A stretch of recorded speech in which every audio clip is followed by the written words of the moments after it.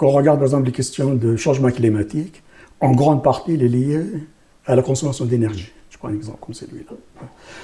Et la ville joue un rôle très important parce que dans la ville, 80% des émissions de gaz à effet de serre, elles viennent de la ville.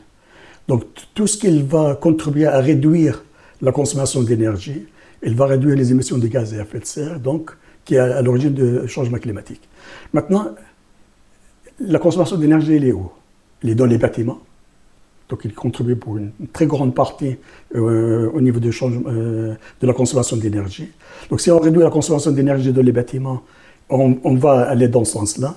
Et aujourd'hui, avec les technologies, on peut effectivement construire déjà des bâtiments qui consomment très peu. On peut aussi beaucoup mieux gérer. Je prends un exemple.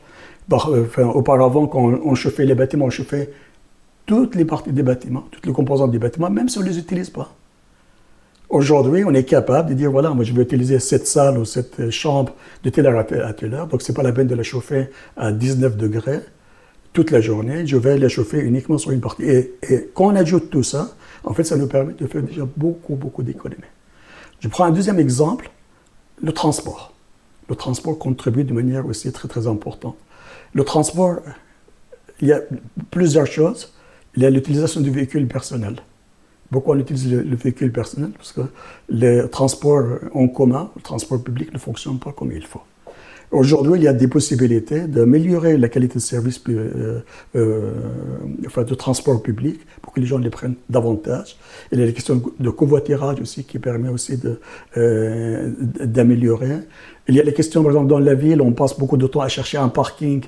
Alors qu'aujourd'hui, on peut, dès le début, dès qu'on arrive dans une ville, identifier les lieux où il y a des places dans les parkings. Et tout ça, c'est grâce à cette technologie.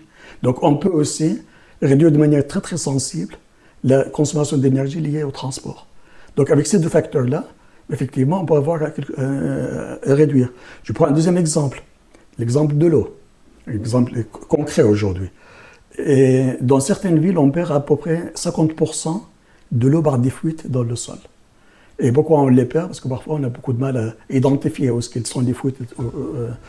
Aujourd'hui, on est capable de suivre la circulation de l'eau dans les réseaux d'eau, identifier assez rapidement là où il y a des fuites, donc d'intervenir pour réparer. Donc voilà, il y a quelques exemples qui me paraissent assez intéressants pour effectivement aller vers l'objectif de réduire l'effet du changement climatique.